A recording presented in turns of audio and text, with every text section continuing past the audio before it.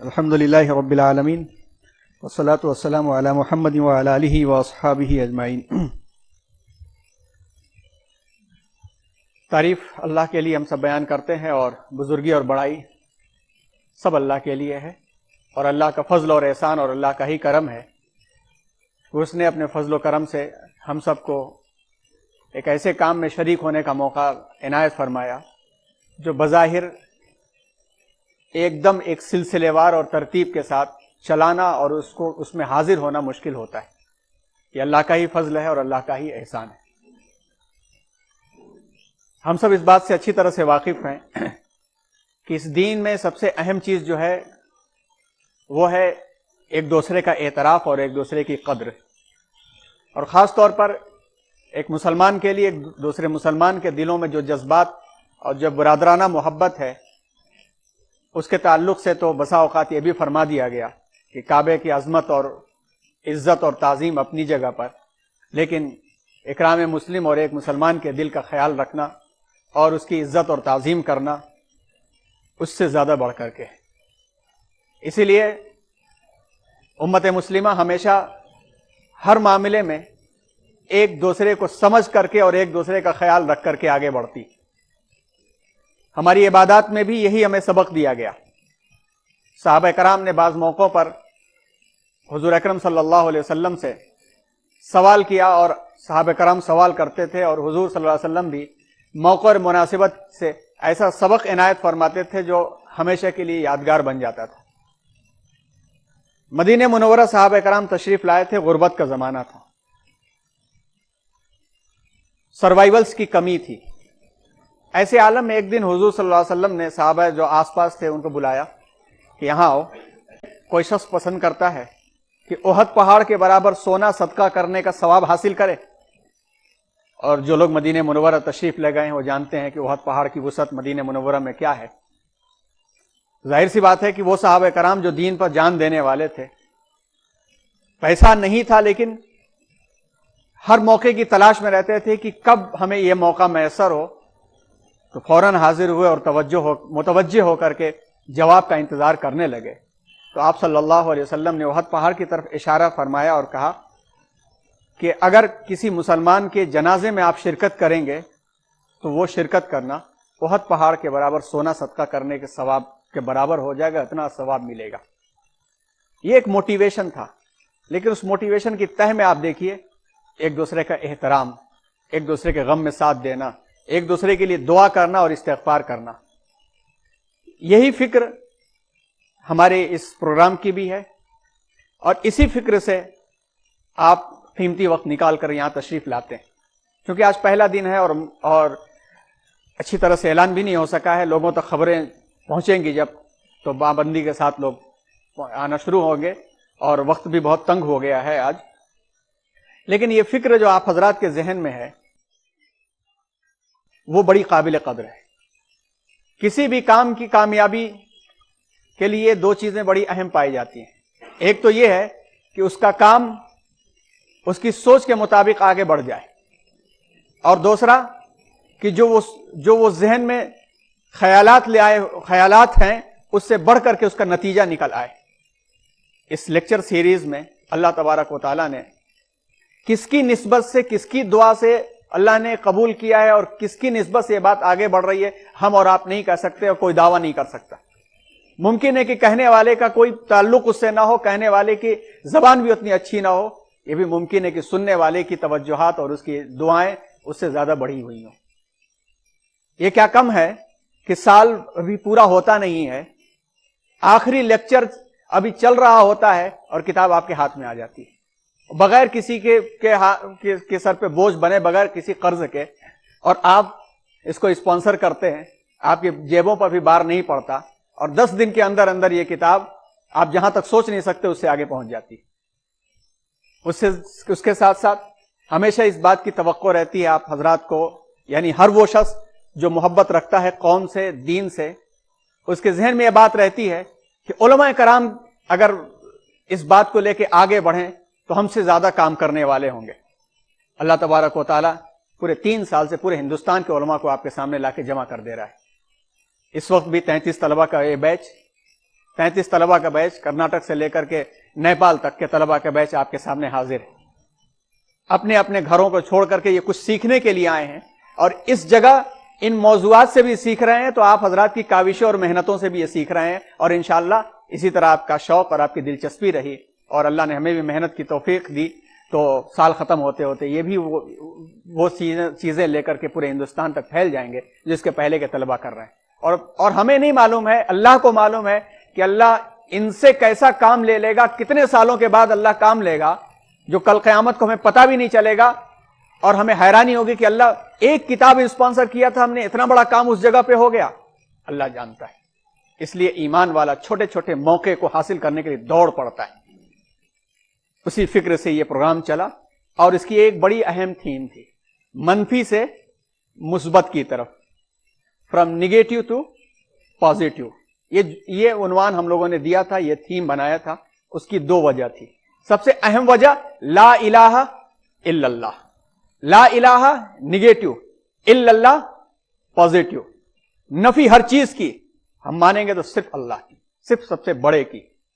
اور دوسرا یہ کہ تاریخ کی کتابوں میں جہاں پہ بھی آپ ہسٹری کی کتاب کھولیے وہاں پر آپ کو مار کاٹ, اونچ نیچ, اس نے ان کو ہرایا, اس نے ایسا عمل کیا, اس نے ایسا عمل کیا, منفیات کی, نیگیٹیوز کی بھرمار مل جائے گی. ہمیں اس سے پہلو تہی کرتے ہوئے ہمیں ان موتیوں کو نکالنا ہے جو چھپتے چلے جا رہے ہیں منفی جذبات کی تہوں میں. ہمیں ان مثبت موتیوں کو نکال کر کے عوام کے سامنے پیش کرنا ہے, اس لیے کہ سسکتی انسانیت محبت کی بھوکی ہے. اور ایک چیز اور بھی آگے کی کلاسوں میں سامنے آئے گی, جیسا کہ آج کا عنوان ہی ہم لوگوں کا ہے کہ اچیومنٹس اینڈ ٹارگٹ. ہم پہلے عنوان پر بات کر رہے تھے اب تک کہ کیا ہمارا مقصد تھا اور کہاں تک ہم پہنچے ہیں. آپ آگے کی کلاسوں میں دیکھیں گے کہ جیسا پچھلے سیزن میں آپ نے دیکھا حضرت عثمان غنی رضی اللہ تعالیٰ عنہ کے دور سے فتنے اٹھے اور ان فتنوں نے کیسا کردار انجام دیا کہ خلافت ملوکیت میں تبدیل ہو گئی. آگے بھی آپ دیکھیں گے جب سیدنا حضرت حسین رضی اللہ تعالیٰ عنہ کا تذکرہ آئے گا اور یزید اور ان حالات کا تذکرہ آئے گا, آپ دیکھیں گے کتابوں کے اندر اس انداز سے باتیں ملیں گی, حوالوں کے ساتھ بھی ملیں گی, بے حوالے بھی ملیں گے. یہاں پہ ہم اس بات سے نہیں بحث کرتے کہ وہ صحیح ہے یا غلط. کتابوں میں تذکرہ ملے گا, ان کتابوں کو پڑھنے والا ایک صاف ذہن کا شخص جو اسلام کے بارے میں اتنی واقفیت نہیں رکھتا, جو اسلام کے تعلق سے اتنی معلومات نہیں رکھتا, وہ الجھ کر کے رہ جائے گا اور یہ نتیجہ اخذ کر لے گا کہ اسلام میں تو صرف یہ چند سالوں کے بعد, 2 خلفاء کے بعد تو صرف لڑائی اور جنگیں اور یہی چیزیں دکھ رہی ہیں. اگر یہی ساری سچائی ہوتی, یقیناً کچھ سچائی تو ہے ہی, یقیناً اگر پوری سچائی ہوتی تو پھر 9ویں صدی 10ویں صدی سے 14ویں صدی تک اسلام نے ساری دنیا کو سائنس اور ٹیکنالوجی اور علم, اور جس وقت یورپ ڈارک ایج میں تھا اس وقت گولڈن ایج کیسے پیش کر دیا. پھر اگر یہ بات ہے تو اس کا مطلب یہ ہے کہ کچھ باتیں ایسی ہیں جس کو ہم چھوڑ کر کے پیچھے ہٹ رہے ہیں اور اس کی طرف ہم زیادہ جا رہے ہیں. تو ہم ان نیگیٹیو سے ہٹ کر کے پازیٹیوز کی طرف جانے کی کوشش کریں گے تاکہ یہ پیغام لوگوں تک ملے, امن, اخوت, محبت کا پیغام ملے. اور یہ ہماری اس پروگرام کی خصوصیت ہے اور ہمارا طریقہ یہ ہے کہ ہم سب کا احترام کرتے ہیں اور ہمارے پاس نہ وہ صلاحیت ہے, نہ ہمیں وہ حق ہے, نہ ہمارے پاس اتنا مطالعہ ہے کہ کسی کے اوپر تنقید کرنے کا ہمیں حق ہو. الا یہ کہ سری شرک کہیں نظر آئے, سری خرافات نظر آئے, حوالے جات نظر آئے تو الگ بات ہے, ورنہ ہمیں یہ حق حاصل نہیں. چاہے وہ کسی مسلک کا معاملہ ہو, کسی جماعت کا معاملہ ہو, کسی شخصیت کا معاملہ ہو, سب ہماری نظر میں قابل قدر ہیں اگر وہ لا الہ الا اللہ محمد رسول اللہ کے جھنڈے کے تلے. چاہے وہ اولین تحریک سر سید احمد خان رحمۃ اللہ علیہ کی ہو, چاہے وہ ازہر ہند دارالعلوم دیوبند ان کے اکابرین کرام کی ہو, چاہے وہ حضرت مولانا الیاس صاحب رحمۃ اللہ علیہ کی تحریک ہو, چاہے سید ابو العالی مودودی رحمۃ اللہ علیہ کی تحریک ہو, چاہے اس سے جڑی ہوئی اور تحریکات ہو. یہ احترام کے ساتھ بات چلے گی. کہیں اگر اونچ نیچ ہوا تو وہ انفرادی غلطی ہوگی اور اس غلطی کو بر وقت بھی درست کرنے کا سامعین کو, ناظرین کو حق حاصل ہے. ہمارا جو پروگرام تھا گزشتہ 2 مراحل پر نظر ثانی, گزشتہ 2 سال چلے. اس میں اکثریت آپ حضرات کی شریک تھی. سبق کو یاد کرانے کے لیے وذکر فإن الذکریٰ تنفع المؤمنین, ایمان والوں کو مقاصد تذکرہ بار بار آپ یاد کراتے رہیے اور یاد دہانی فائدہ پہنچاتی ہے. آپ کے لیے یاد دہانی کے طور پر اور ان علماء کرام کے لیے تذکرے کے طور پر تفصیلات ان کو اپنی کلاسوں میں بتا دی جائیں گی. تذکرے کے طور پر نظر ثانی کر لی جائے گی لاسٹ سیزن پر. پھر تیسرے مرحلے میں آنے والے جو عناوین ہیں، ٹاپکس ہیں، وہ کیا کیا ہوں گے. حاضرین، آپ کو یاد ہوگا کہ 28 اکتوبر 2016 کو افتتاحی نشست ہوئی تھی، اناگرل لیکچر ہوا تھا یہاں پہ، اور اس لیکچر میں اور اس محاضرے میں مفکر اسلام حضرت مولانا علی میاں ندوی رحمۃ اللہ علیہ، مولانا سید ابو العلا مودودی رحمۃ اللہ علیہ، سید قطب شہید رحمۃ اللہ علیہ، حسن البنا شہید رحمۃ اللہ علیہ، اور اس طرح کے اکابرین کی تھاٹس کو میں نے کلیکٹ کیا تھا. اور اس کو کلیکٹ کر کے ہم نے ماضی اور حال کا جائزہ پیش کیا تھا، جس میں ہماری بیس کتاب تھی اسلام اینڈ دی ورلڈ، جس کا اردو ترجمہ انسانی دنیا پر مسلمانوں کے عروج و زوال کا اثر ہے، جو تقریباً 22 زبانوں میں پوری دنیا میں پڑھی جاتی ہے. ماذا خسر العالم بانحطاط المسلمین کے نام سے عربی زبان میں پہلے لکھی گئی تھی. اور اس کتاب کا کہہ لیجئے کہ زمینہ جو ہے وہ مسلم ممالک میں اسلامیت اور مغربیت کی کشمکش، اسلام اینڈ دی ویسٹ، دو اہم ترین کتابیں جن کتابوں کو ساری دنیا کے بڑے مفکرین بڑا مقام دیتے ہیں. کہ 2014 میں جب ڈاکٹر انور ابراہیم آئے تھے، جو پہلے 98-99 میں ایکس پرائم منسٹر ملیشیا کے تھے، دارالامور ایک روز قیام تھا، تو انہوں نے طلبہ کو یہ نصیحت کیا تھا کہ میں آپ کو نصیحت کرتا ہوں کہ عالمی سطح پر موجودہ حالات کو سمجھنے کے ساتھ ساتھ دعوت کا کام آپ کو کرنا ہے. تو 3 کتابیں آپ کے مطالعے میں ہمیشہ رہنی چاہیے. اس میں پہلی کتاب اسلام اینڈ دی ویسٹ کا تذکرہ کیا، اسلام اینڈ دی ورلڈ کا تذکرہ کیا تھا. دوسری کتاب اسلام اینڈ دی ویسٹ کا تذکرہ کیا تھا. اور تیسری کتاب تاریخ دعوت و عظیمت، جس میں مولانا علی میاں نے دعوت دینے والے جو شخصیات ہیں ان کی دعوتی زندگی کو پیش کیا ہے کہ کسی بھی ماحول میں دعوت کیسے دی جا سکتی ہے. انہوں نے کہا کہ میں خود اس بات سے واقف ہوں کہ دنیا کے کئی ملکوں میں ان کتابوں کی وجہ سے انقلابات آئے ہیں. تو 28 اکتوبر کا جو محاضرہ تھا، اسی کو بیس بنا کر کے دنیا کے ماضی و حال کو پیش کرنے کا یہ مقصد تھا کہ یورپ جب ڈارک ایج میں جی رہا تھا تو ہم کہاں تھے، جس میں خاکہ پیش کیا گیا تھا کہ یورپ قرون وسطیٰ میں یورپ کی کیا حالت تھی، کس انداز سے ان کی زندگی گزر رہی تھی، اور اس کے بارے میں تفصیلی گفتگو آئی تھی. اور تفصیلی گفتگو کرتے ہوئے یہ پیش کیا گیا تھا کہ جب وہ ڈارک ایج میں تھے، جب وہ وحشت و درندگی اور بربریت والے زمانے میں تھے، تو ہم بغداد اور قرطبہ میں یہ کر رہے تھے.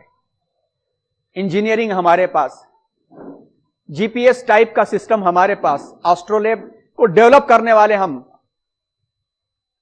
واٹر سسٹم، لوگوں کے گھروں تک نلوں میں پانی پہنچانے کا نظام ہمارے پاس، مسجد قرطبہ اور اس کی خوشنما عمارت اور اس کے اندر پائی جانے والی انجینئرنگ ہمارے پاس، میڈیسن ہمارے پاس. جب ان کا ڈارک ایج تھا تو یقیناً یہ زمانہ گولڈن ایج کے طور پر آج دنیا یاد کر رہی ہے. اور اس وقت یہ تذکرہ بھی آیا تھا کہ آپ از خود اس چیز کو دیکھ سکتے ہیں کہ تعریف وہ ہوتی ہے جس کا اعتراف غیر کرے، تعریف وہ نہیں ہوتی جس کا اعتراف اپنے گھر والے کریں. 1001 انوینشنز نیشنل جیوگرافک چینل نے کتاب شائع کیا ہے 1001 انوینشنز کے نام سے، جس میں یہ دکھایا گیا ہے کہ 1001 ایسی ایجادات ہیں جس کی تہ میں مسلمانوں کی محنتیں ہیں، مسلمانوں کی کاوشیں اور کوششیں. آپ اسے دیکھ سکتے ہیں، نیٹ پر بھی ٹائٹل مل جائے گا، اور کتاب بھی بڑے کتب خانوں میں انگریزی کی اس پر موجود ہے. ناسا نے بھی بعض چیزوں کو قبول کیا. تو یہ زمانہ تھا، کس وجہ سے یہ زمانہ تھا، اور کیا خصوصیات تھی مسلمانوں کے اندر کہ ان خصوصیات میں مسلمان اتنی عظیم الشان کام انجام دینے والے تھے. تو ہم نے کتاب کے چیپٹر سے تفصیلات ہم نے فراہم کی تھی کہ سب سے پہلی چیز تو فیتھ اور بلیف، یعنی ایمان اور یقین مسلمانوں کا ایسا تھا کہ اس یقین کے آگے کسی اور چیز کو نہیں لاتے تھے. ایمان کا معاملہ یہ تھا کہ سعد ابن ابی وقاص کے سامنے، فاتح ایران سعد ابن ابی وقاص کے سامنے ایک شخص پیش کیا گیا کہ جو کھانے میں زہر ملانے جا رہا تھا، کہ اگر وہ زہر کی چھوٹی سی مقدار بھی اس میں مل جاتی تو کھانا مسموم ہو جاتا، اور وہ قائد کا کھانا تھا، وہ کھاتے اور ان کا انتقال ہو جاتا. انہوں نے اس زہر کو مانگا، بسم اللہ الرحمن الرحیم پڑھ لیا اور کھا گئے، کچھ نہیں ہوا، کہا موت و حیات اللہ کے ہاتھ میں. یہ ایمان و یقین ان کا تھا. اور ایمان و یقین کی ہزار داستانیں آپ ان کی زندگیوں میں پڑھ سکتے ہیں کہ اس ایمان و یقین کے ساتھ ان کی کیسی زندگی گزرتی تھی. ڈر کسی بات کا نہیں تھا، ڈر اور خوف کسی معاملے کا نہیں تھا. لیکن ڈر اور خوف کی جو ڈیفینیشن آج کی جاتی ہے وہ ڈیفینیشن ان کے ہاتھ میں نہیں، ان کے زمانے میں نہیں تھی. جس طرح سے باوقار ماں اور باپ جو بچے سے ہر طرح کی محبت کرتے ہیں اور بچہ ان کے وقار کی وجہ سے ان سے ایک خوف رکھتا ہے، احتراماً جو خوف رکھتا ہے، اس طرح کا اس سے ہزار گنا بڑھ کر کے اللہ رب العزت کے لیے تھا. ایسا ڈر نہیں تھا کہ سانپ بچھو سے جیسے ڈرتا انسان، وہ ڈر نہیں تھا. وہ عقیدت، وہ احترام، وہ اعتماد اور ایمان کے اوپر ایسی سخت محنت ان کی ہوئی تھی کہ ایسی داستانیں آپ مکی زندگی اور مدنی زندگی میں آپ پڑھ سکتے ہیں. یہی خصوصیات مسلمان قائدین کی بھی تھی کہ معزول کر دیا گیا تو معمولی سپاہی بن کر کے خوشی خوشی زندگی گزار دیا سیف اللہ خالد ابن ولید رضی اللہ تعالی عنہ نے. ایمان اتنا مضبوط تھا کہ اللہ کے احکام کے سامنے کسی اور کو وقت نہیں دیتے. یہاں تک کہ سپر پاور خلیفہ بھی جب کھڑا ہوتا تو پہلے ایک دیہاتی بھی حساب لے لیتا تھا کہ آپ حساب دو، بعد میں خطبہ دینا، اور خلیفہ بھی خوش ہو کر کے حساب دیا کرتا تھا. یہ ایک دوسرے کا کوآرڈینیشن تھا، ایک دوسرے کے درمیان میں جو رابطے اور اعتدالی معاملات تھے، اس نے عظیم الشان قیادت کو جنم دیا تھا. دوسری چیز کتاب اللہ، کتاب اللہ پر عمل اور کتاب اللہ کے مطابق زندگی ان کی ایسی تھی کہ مسلمان قائدین مکمل تہذیب نفس کے بعد اس پر فائق ہوئے تھے، اس پر فائز ہوئے تھے قیادت کے میدان میں، جس میں سے اعلیٰ ترین عہدے والا بھی اپنے آپ کو ادنا سطح پر پاتا تھا. جہاں ایک طرف سگنیچر کر کے بھیج دیتا تو قلعے کے قلعے خالی کر دیے جاتے، تو ایک طرف رات کی تنہائیوں میں اپنی پیٹھ پر بوریا بھی رکھ کر کے کسی بوڑھے کے گھر میں پہنچ کے کھانا پکاتا تھا. ایک طرف اس کا معاملہ یہ تھا کہ وہ اس قدر یقین رکھتا تھا کہ مصر سے خبر آئی کہ دریائے نیل سوکھ گیا ہے، اور دریائے نیل سوکھ گیا ہے اور پہلی مرتبہ اسلامی فتوحات وہاں پہ ہوئی ہیں.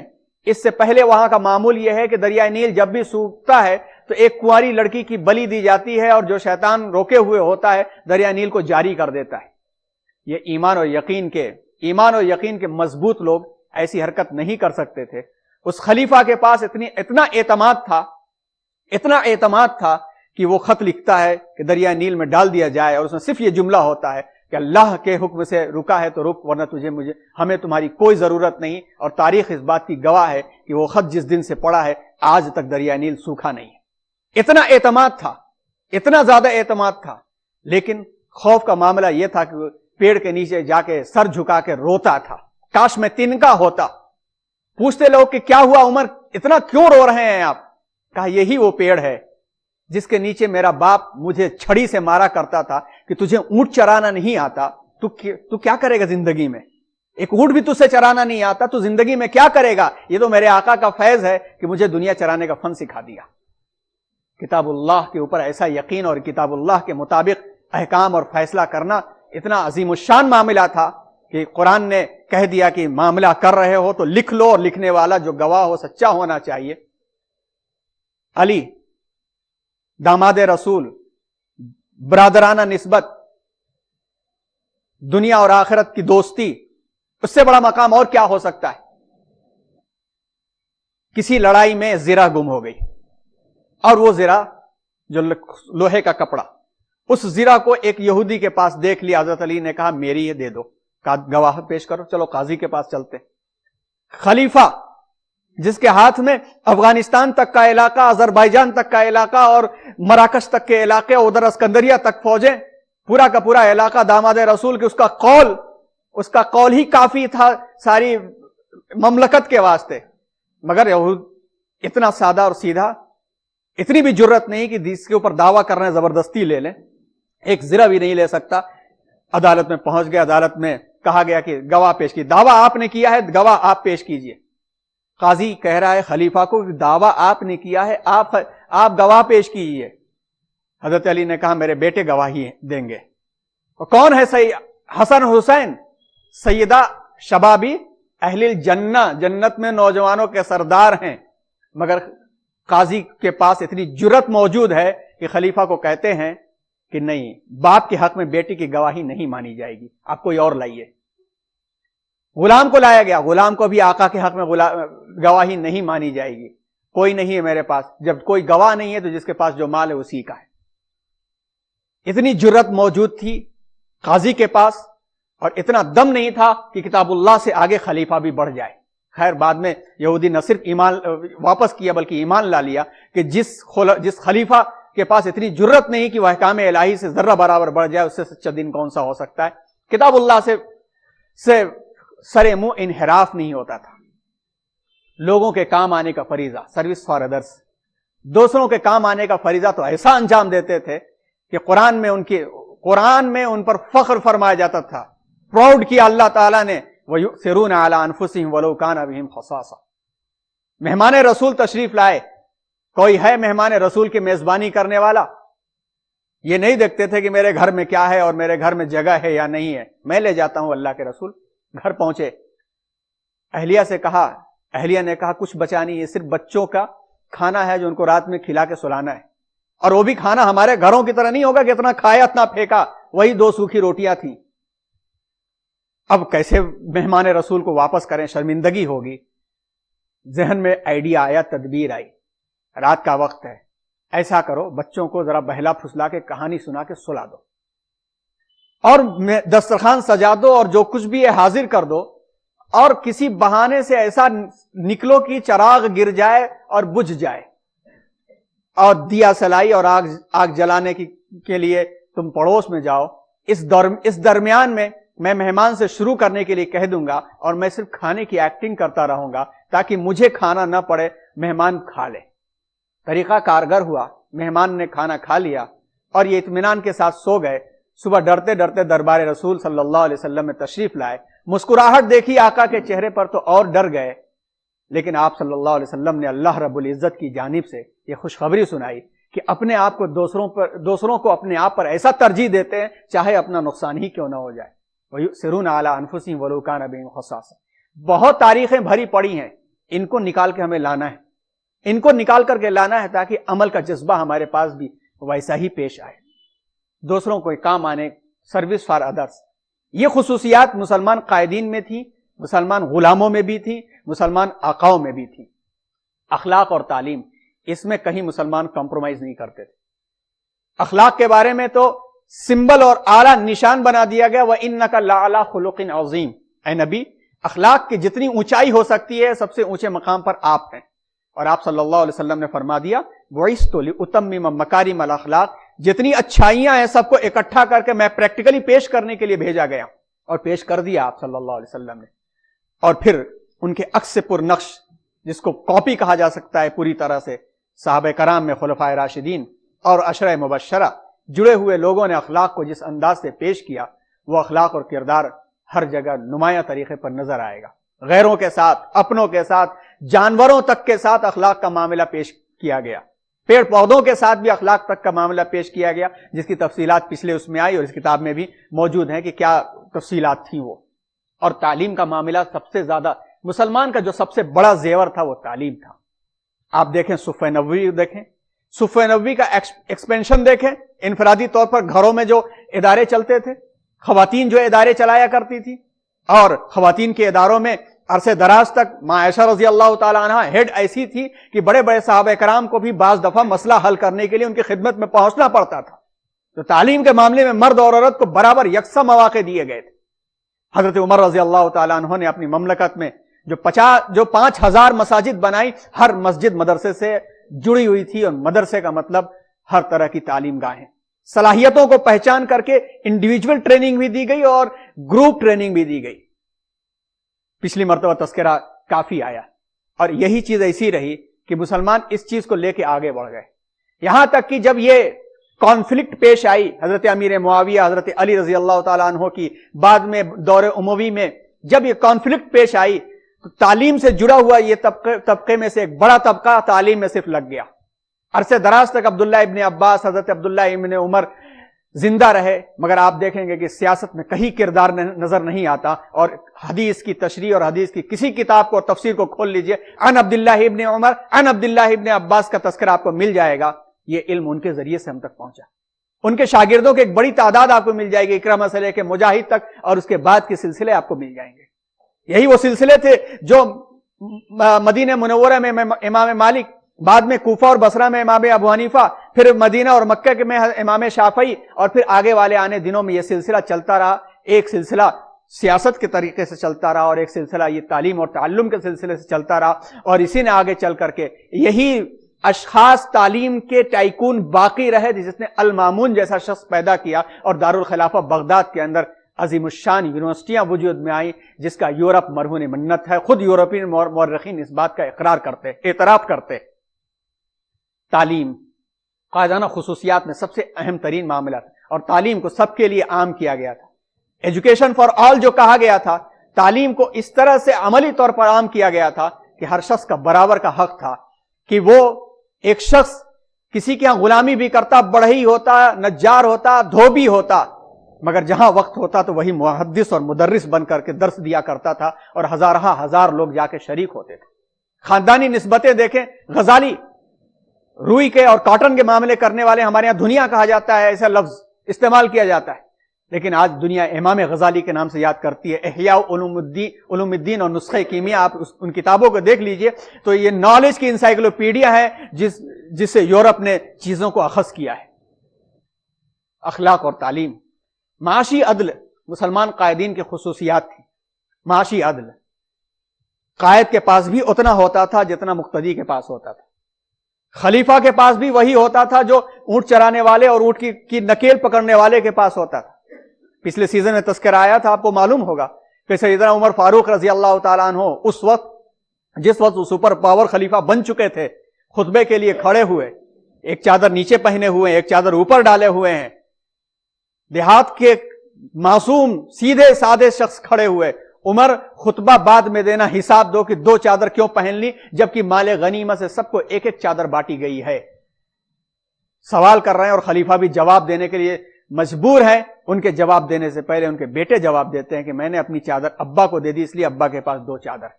عدل برابر یہ تھا، ایسا نہیں تھا کہ قائد اپنے گھروں میں کئی منزل بنا دیں۔ مصر کے گورنر کے دوسری منزل کو گروا دیا گیا، بعد میں پورے گھر میں آگ لگوا دی گئی اس لیے کہ 2 منزل بنا لیا تھا، بلکہ بعض معاملے میں ان کو وہاں سے واپس بلا کے بکریاں چرانے پر لگا دیا گیا، تاکہ لوگوں کے دماغ میں یہ بات نہ آئے کہ ہم قائد ہیں تو ہم عوام کی دولت جس طرح چاہیں استعمال کر لیں۔ جس طرح سے کوڑے مارے جاتے تھے ایک عام شخص کو، اسی طرح سے قائد بھی غلطی کرے تو اسی طرح کوڑے مار دیے جاتے تھے۔ گھوٹالے کا کوئی سوال ہی نہیں پیدا ہوتا تھا، جس کی وجہ سے عام تمام لوگوں کے لیے معاشی عدل فراہم ہوتا تھا۔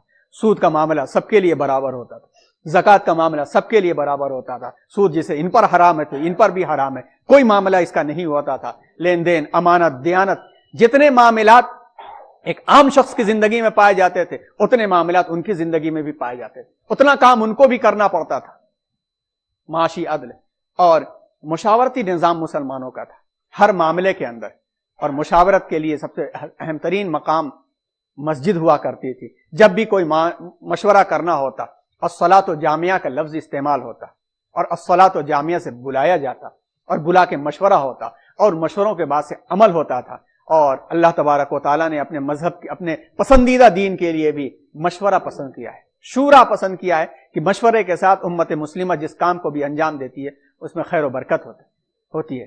یہ معاملے مسلمانوں کی قیادت کے تھے کہ امت مسلمہ نے اس بیس پر رکھ کر کے جو عمارت تعمیر ہوئی، یہ عظیم الشان عمارت تعمیر ہوئی جس پر آج ہم افسوس کرتے ہیں، اور یورپ اس سے لے کر کے بہت آگے بڑھ گیا۔ لیکن کیا ہوا کہ یورپ یہ پہنچ گیا؟ جب ہم وہ تھے تو ہمارا نام یہاں ہونا چاہیے تھا، مگر یورپ کا نام جہاں دیکھو وہاں یورپ کا نام، مغربی مفکرین کا نام، مغرب کے سائنٹسٹ کا نام، انجینئر کا نام، ہر جگہ ہر دن نئی ٹیکنالوجی جو پیش آ رہی اس کی تہ میں اس کا نام، وہ یہاں پہنچ گئے۔ اور ہم یہاں کیسے پہنچ گئے؟ کیا وجہ ہوئی؟ تھے تو وہی، کیسے یہاں پہنچ گئے؟ یہ تفصیلات پہلے سیزن میں پیش کی گئی تھیں۔ وجہ کیا ہوئی یہ بہت تفصیل کے ساتھ بات آئی تھی، اس کو پھر سے ہم ذہن میں رکھیں۔ اللہ کی دی ہوئی نعمتوں کی ناقدری۔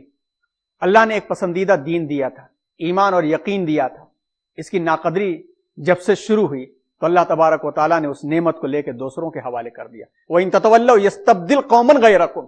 تم نے ناقدری کی اور اسے اپنے آپ کو کنارے ہٹایا تو اللہ تمہاری جگہ دوسری قوم کو لا لے گا. دین و دعوت دین سے دوری. جیسے ہی خلافت راشدہ کا دور ختم ہوا، اموی دور آیا، تو ایک خرابی یہ بھی پیش آنے لگی. صحابہ کرام کا دور تھا اور براہ راست سنت نبوی کو فالو کرنے والے لوگ تھے، اپنا پورا وقت انہوں نے دین اور دعوت دین کے لیے وقت کیا تھا. مگر اموی دور جیسے شروع ہوا تو اس وقت سے آغاز ہوا، اور بعد کے دور میں 13ویں اور 14ویں صدی میں جب صلیبی جنگوں کا خطرہ ٹل گیا تو کبوتر بازی اور گھوڑ سواری اور بٹیر بازی، اس میں نوجوانوں کا وقت صرف ہونے لگا. جیسا کہ عثمانی دور، علوی دور میں بھی تاریخ میں کچھ ایسے حوالے ملتے ہیں کہ نوجوانوں پر اس بات کی روک لگائی گئی تھی. دعوت دین سے دوری یہ اتنا اہم ترین سبق ہے کہ اس کو ہندوستان میں بھی ہم لوگوں نے ایسا بھلایا ہے کہ دعوت کا کام چند جماعتوں کے حوالے کر دیا. کسی کے حوالے کر دیا کہ وہ لٹریچر کے ذریعے کام کرے، کسی کے حوالے کر دیا کہ چل پھر کر کے کام کرے، کسی کے حوالے کر دیا کہ وہ لوگوں کی زبان کی بات کر دے، اس کا کام ہے، ہم تھوڑی دیر کے لیے شریک ہو گئے تو ہو گئے. جبکہ ہر شخص کا عمل ہی دعوت ہے. مفکر اسلام مولانا علی میاں رحمۃ اللہ علیہ نے فرمایا تھا 60 اور 70 کی دہائیوں میں کہ اتنی عظیم الشان عمارتیں اور مساجد اور اتنے مسلمانوں کی تعداد اور اتنی اداریں، آپ یہ سمجھ کے خوش نہ رہیں. اس ملک میں دوسروں کے دلوں تک دعوت نہیں پہنچائیں گے تو ایک دن ایسا بھی آئے گا کہ اتنی عظیم الشان عمارتوں اور تعداد کے باوجود بھی آپ اذان دینے کے لیے بھی ترس جائیں گے. مولانا نے سن 60 اور 70 میں کہا تھا پیام انسانیت پیغام کو شروع کر کے کہ محبت کا پیغام لوگوں تک فیس ٹو فیس جا کر کے نہیں پہنچایا گیا لوگوں تک تو ایک زمانہ ایسا آئے گا. اب آپ دیکھیے، فیس ٹو فیس سے زیادہ فیس بک اور سوشل میڈیا کے زمانے میں 10 لوگ بھی مل کر کے 1000 نفرت والی ویب سائٹیں تیار کر سکتے ہیں، اور یہی نفرت والی ویب سائٹیں لوگوں تک جاتی ہیں اور لوگوں کے مزاج کو بناتی. اور اس ملک میں اکثریت، امن اور امان والی اکثریت بھی متاثر اسی سے ہو رہی ہے. اور ہم دعوت دین سے، یعنی اپنے عمل سے، اپنے اخلاق سے، اپنے کردار سے، دوسروں کا خیال رکھ کر کے، ان کو بلا کر کے، ان تک جا کر کے، جو یہ کام تھا دلوں کو کھولنے والا کام، دلوں کے دروازوں کے ذریعے سے داخل ہونے والا جو کام تھا، اسے اپنی شخصی ذمہ داری نہ سمجھنے کی وجہ سے ملک میں یہ اسباب بنتے چلے جا رہے ہیں جو آئندہ اور مضر ثابت ہونے والے ہیں.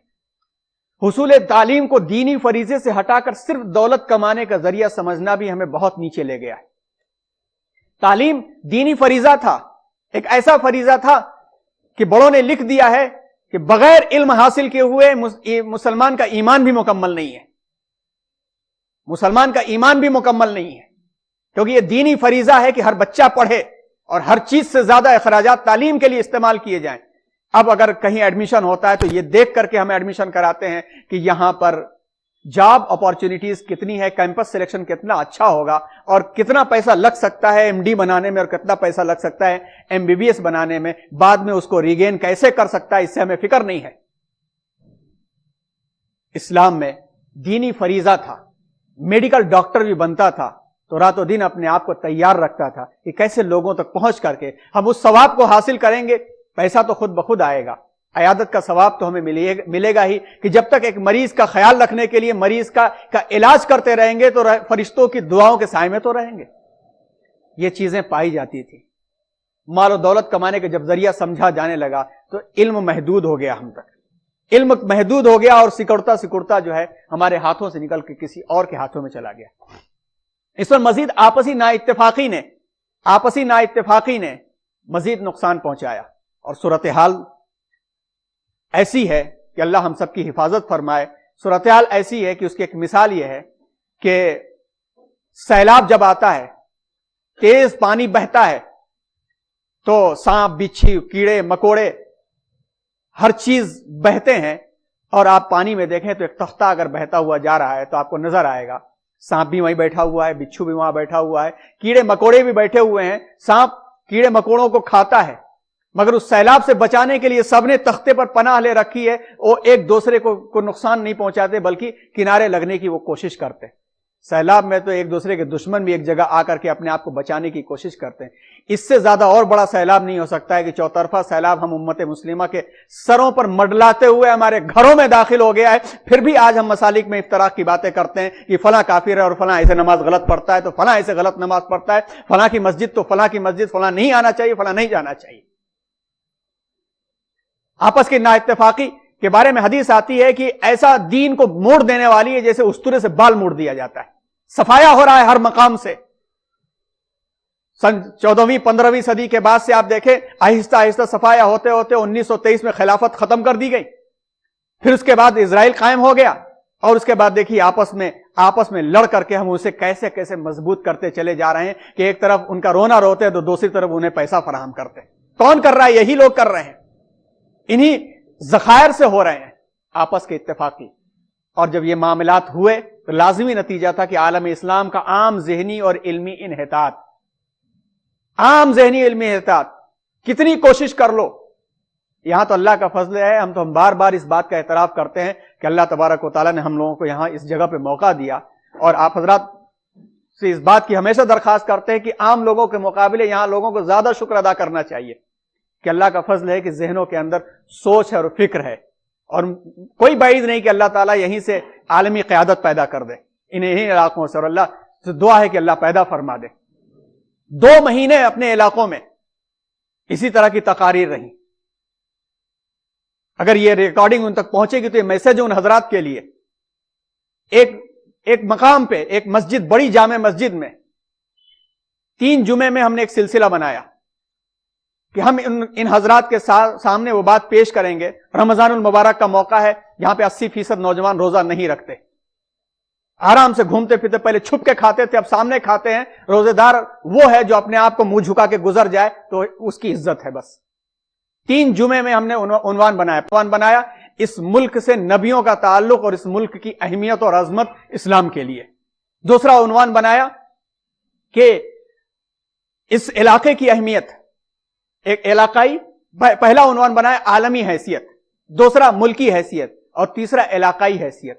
ان تینوں عناوین کو پیش کر کے کنکلوژن کے طور پر 5 پوائنٹ پیش کیے کہ جو بھی بکھراؤ ہے, جو بھی بگاڑ ہے, اور ایک ڈیٹا پیش کیا کہ یہ ادارے ہیں اتنے سالوں سے چل رہے ہیں اور ان اداروں میں ہمارے 5000 کے قریب بچے پڑھ رہے ہیں, اور ہر سال تقریباً ہم 2.5 سے 5 لاکھ روپے ان اداروں کے حوالے کرتے ہیں. کاش ہم اپنے ادارے قائم کر لیتے, نہیں تو کم از کم مسلم ہاسٹل ہم ایسا قائم کر لیں کہ بچے پڑھیں کہیں پر مگر مسلم ہاسٹل میں ان کی دینی تربیت ہو. وہ نہیں ہو سکے تو نوجوانوں کے لیے گائیڈنس اور کاؤنسلنگ سینٹر قائم کریں, جس کا ارادہ انشاءاللہ یہی پر قائم کریں گے. جتنے نوجوان بھائی اپنے ذہنوں میں رکھیں انشاءاللہ یہیں سے اس کا آغاز ہوگا. یہ 5-6 پوائنٹ ہم نے رکھے, 5-6 پوائنٹ رکھے, اور یہ توقع تھی کہ انشاءاللہ آغاز ہوگا, اور خود بھی آگے بڑھے. اور کہا ہم نے کہ وقت ہے. 1-2 لوگ آئے الحمدللہ آگے بڑھ کر کے. برجستہ ایک صاحب نے دوسری صف میں کھڑے ہو کر کے یہ کہا کہ بھئی مسجد اسی سب کام کے لیے, یہی سب پالیٹکس والی بات کرنے کے لیے, ہم مقابلہ کر پائیں گے ان سبوں کا؟ وہ 25 سال سے کام کر رہے ہیں, وہ 15 سال سے کام کر رہے ہیں.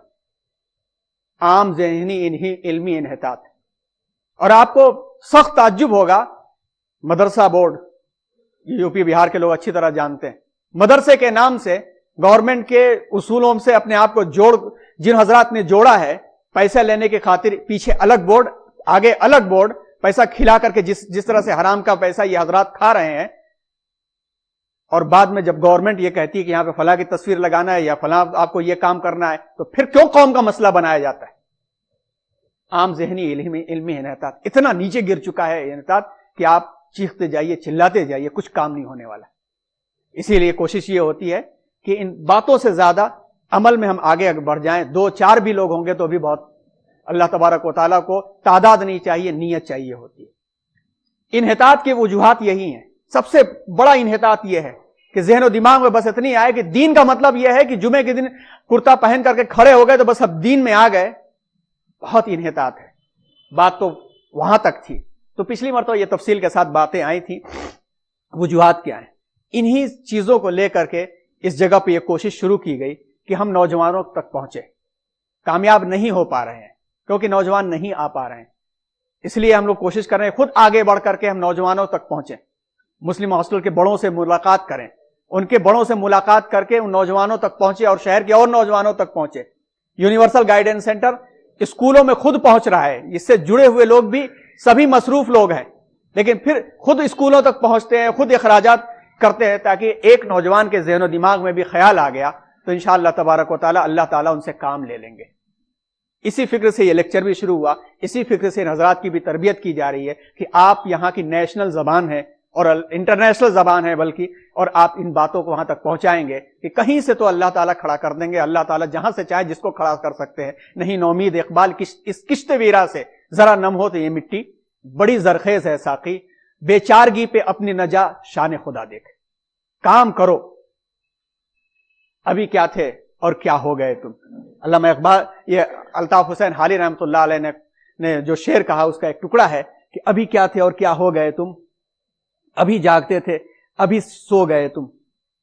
اس عنوان کے مطابق پچھلا سیشن جو یہ تو تھا پہلے سیشن کا ریویژن, اور پہلے سیشن کے ریویژن کے ساتھ پچھلے سال جب ہم لوگوں نے شروع کیا تھا تو پہلا جو لیکچر ہم لوگوں کا ہوا تھا, اس کا ریویژن جو ہوا تھا اس کی تھیم بنائی گئی تھی وَلَا تَهِنُوا وَلَا تَحْزَنُوا وَأَنْتُمُ الْأَعْلَوْنَ إِن كُنتُم مُؤْمِنِينَ. 4 اگست کو یہ ہمارا لیکچر ہوا تھا, جس میں ہم لوگوں نے اسلام کا نظام جس سے اسلامی فکر اور ثقافت بنتی ہے اس کے اوپر ہم لوگوں نے تفصیلی بات کی تھی. اور پہلی جلد میں یہ ہے بھی کہ ہمیں اگر اسلام کی طرف عملی طور پر واپس آ کر کے نئی نسل کو کوئی پیغام دینا ہے تو یہ ہمیں بیس رکھنا ہے. یہ ہمیں بیس یہ رکھنا ہے توحید, رسالت, آخرت, خلافت, وحدت بنی آدم, مساوات اور اخوت, آزادی, عقیدہ. ساری مخلوق اللہ کا کنبہ ہے, ہر انسان کی جان و مال اور عزت و آبرو محترم ہے, ہر ایک دوسرے کے لیے وہی پسند کرے جو اپنے لیے پسند کرے, نیک کام میں تعاون کیا جائے, برے کام میں تعاون نہ کیا جائے. زندگی بسر کرنے کے سیدھے اور سچے طریقے سے جو واقف ہیں ان کی ذمہ داری ہے کہ وہ ناواقف تک اس طریقے کو پہنچائیں. یہاں سے آغاز ہم لوگوں نے کیا تھا تاکہ یہ فکر ہماری ذہن میں رہے, اور اسی کے بنیاد پر یہ کہا گیا تھا کہ انہی بنیادوں پر اسلام نے ظلمتوں میں انسانیت کے لیے نور اسلام فراہم کیا. انسان دنیاوی تنگیوں سے نکل کر آزاد وسعتوں میں آئے. اسلام نے سب کے لیے یکساں علم کو رواج دیا, سب کو پڑھنے اور بڑھنے کا موقع ملا, اور دیکھتے ہی دیکھتے اسلام نے پہلی صدی ہجری کے اختتام تک نصف دنیا کے دلوں میں مقام پیدا کر لیا. اور پھر ہم لوگوں نے تاریخ شروع کی تھی, تو یہ ٹائٹلز ہیں نبیوں کی تاریخ. یہ ساری تاریخ اس لیے سامنے آئی تھی کہ ہم سب کا عقیدہ اور ایمان ہے کہ اسلام انسانیت کے پیدائش سے ہی شروع ہوا اور تکملہ نبی کریم صلی اللہ علیہ وسلم کی حیات طیبہ میں ہوا. تو نبیوں کے حالات اور پھر مدینے کا معاشرہ, جہاد کے اوپر جس کی بہت ساری غلط فہمیاں لوگوں میں پائی جاتی ہیں, اس کا تذکرہ بھی ہوا. کتاب میں بھی اس کا تذکرہ ہے, اس جلد میں بھی اس کا تذکرہ ہے. اور حجۃ الوداع پر اس بات کو ختم کیا گیا, اور قرآن مجید اسلام کا مرجع اول قرآن مجید, اس کے عنوان پر بھی بات ہوئی. اور یہ عنوان نئے ڈھنگ سے پھر سے انشاءاللہ اسلامک تھاٹ کے عنوان سے انشاءاللہ پھر سے ریپیٹ ہوگا. اور آڈیو لیکچر جس کو چاہیے, یہ سارے لیکچر ویڈیو شکل میں بھی یوٹیوب میں آپ یونی جی سی میسور پر جائیے یا ڈاکٹر حاذق ندوی آپ ٹائپ کیجئے تو ویڈیو لیکچر بھی موجود ہیں, اس کی CDs بھی یہاں موجود ہیں. آپ یونیورسل گائیڈنس سینٹر سے بھی آپ حاصل کر سکتے ہیں, اور واٹس ایپ کے ذریعے سے یا پین ڈرائیو میں پوری MP3 آڈیو فائلیں بھی آپ حاصل کر سکتے ہیں. تو یہ پچھلے سیزن کا ہم لوگوں کا عنوان تھا. اور اس کے بعد پچھلے سال جو ہم لوگ پورا خلافت راشدہ کو مکمل کیا کہ وہ تو ہمارے ہی آبا و اجداد تھے, کس طرح سے انہوں نے زندگی گزاری اور کس طرح سے پوری انسانیت کو متاثر کیا. وہ پہلے سے کوئی کسی خاندان کے بڑے نہیں تھے. نبی کریم صلی اللہ علیہ وسلم کی سب سے زندگی گزاری اور کس طرح سے پوری انسانیت کو متاثر کیا. وہ پہلے سے کوئی کسی خاندان کے بڑے نہیں تھے. نبی کریم صلی اللہ علیہ وسلم کی سب سے بڑی خصوصیت جس کا دنیا نے اعتراف کیا ہے, غیر مسلمین نے بھی اعتراف کیا ہے, کہ آپ دنیا کے بڑے قائدوں کو دیکھیں جن کے پاس کچھ نہیں تھا, انہوں نے کیا چند سالوں کے لیے کیا, ان کے اثرات ختم ہو گئے. ویسے جن کے اثرات زیادہ دیر باقی رہے, آپ دیکھیے تو کوئی شاہی خاندان کا تھا, وہ توبہ کر کے نکلا, اس کے ذریعے سے کچھ ہوا. آپ دیکھیں تو اس کے اطراف میں لوگ تھے, آپ دیکھیں تو بڑے اچھے گھرانے کے ساتھ ساتھ اچھے مال و دولت والا وہ تھا. مگر ایک شخص جو یتیم در یتیم, جس کے اطراف میں نہ کوئی شاہی حکومت, نہ علمی طور پر قلمی طور پر لکھنے پڑھنے کا ڈھنگ سکھایا گیا, اس نے پوری انسانیت کو متاثر کیا. اس کی زندگی کے اندر ہر دور کے لیے نمونہ موجود. اس کے ساتھ والے بھی تھے, ایسا نہیں تھے کہ وہ بہت بڑے پیسے والے تھے. حضرت ابو بکر سب کچھ گنوا دیا انہوں نے اسلام کی خدمت کے لیے, اور خلیفہ بنے تو اسلام کے استحکام میں سب سے اولین مقام ان کا ہے کہ یلقص الدین وانا حی, مرتدین سے لڑنا, مانعین زکات, مدعیان نبوت, سب سے مورچہ انہوں نے کھولا اور اسلام کو مستحکم کیا. عمر کیا تھے, ابھی تذکر آیا کہ اونٹوں کو چرانے والے تھے, کہ باپ مارتا تھا کہ تو اونٹ نہیں صحیح سے چلا سکتا, تو کیا کرے گا, وہ پوری دنیا کو آگے لے جانے والے. اور اس خلفائے راشدین میں پھر بعد کے لوگوں میں آپ دیکھیں سب کی شخصیتیں ایسی ہی نظر آ جائیں گی. تو جب وہ متاثر کر سکتے ہیں, ان سے اپنے آپ کو ہم جوڑیں تو کیسے زمانہ متاثر نہیں ہوگا, یقیناً ہوگا. خلافت راشدہ اور دنیا کے سیاسی نظام کا تذکرہ آیا تھا کہ خلافت راشدہ انسانوں کی پسندیدہ حکومت کیسے تھی, جہاں پر قائد خادم ہوتا تھا, اور یہ مثال دنیا کہیں کبھی نہیں پیش کر سکی, اور جب تک اس پیمانے پر نہیں آئے گی دنیا نہیں پیش کر سکے گی. اور وہ ابو بکر, عمر, عثمان و علی, اور تکملہ حضرت حسن رضی اللہ تعالیٰ عنہ تک تھا.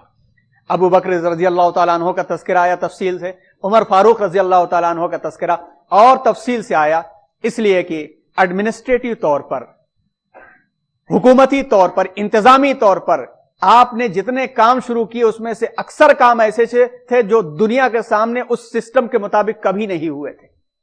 حضرت عمر رضی اللہ تعالیٰ عنہ نے بیت المال کا قیام, عدالتوں کا قیام, کیلنڈر کا اجرا, امیر المؤمنین کا لقب اختیار کرنا کہ میں خلیفہ نہیں ہوں, میں خلیفہ نہیں امیر المؤمنین ہوں, لوگوں کا ذمہ دار ہوں, فوجی دفتر کی ترتیب, والنٹروں کی تنخواہ, ملکوں اور علاقوں کی پیمائش, مردم شماری, نہریں کھودوانا, شہر آباد کرنا, غلے کا اشرہ مقرر کرنا, دریا اور سمندری پیداوار پر ٹیکس لگانا, حربی تاجروں کو ملک میں آنے کی اجازت, یعنی انٹرنیشنل طریقے پر انویسٹمنٹ کرنے کی اجازت, تاکہ مال آئے گا تو یہاں سے بھی چیزیں جائیں گی اور آدان پردان لین دین ہوگا تو اکنومی میں گروتھ ہوگی. آپ نے کیا, جبکہ عام طور پر لوگ اجازت نہیں دیتے.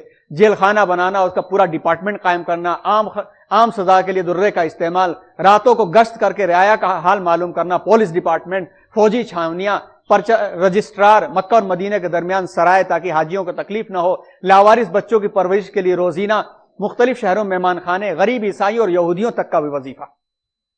2 واقعے پچھلے مرتبہ آئے آپ کے سامنے. ایک واقعہ تو وہ آیا کہ حضرت عمر رضی اللہ